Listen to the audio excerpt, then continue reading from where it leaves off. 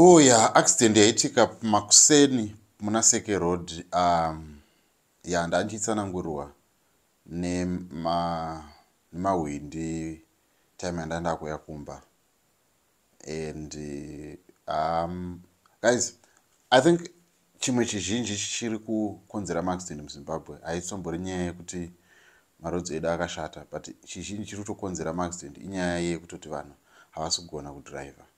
And vanhu vari kudhiraivha vakangoona in open road hatori ma1.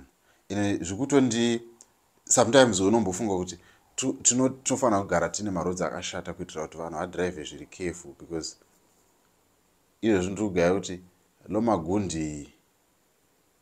lomagundi ichatonetsa, vanhu vanenge vachinyatsobairira chaizvo.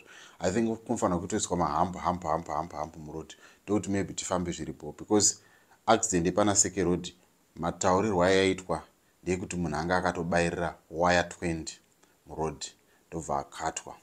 Achibva akatwa ndopaitika nyaya iyi. But munofungei nemadhiraivheri atiri kuita muZimbabwe? Tikagadzirwa road dzakanaka takutotora advantage, nekuti some of these things they are avoidable and some of these things they could be stopped.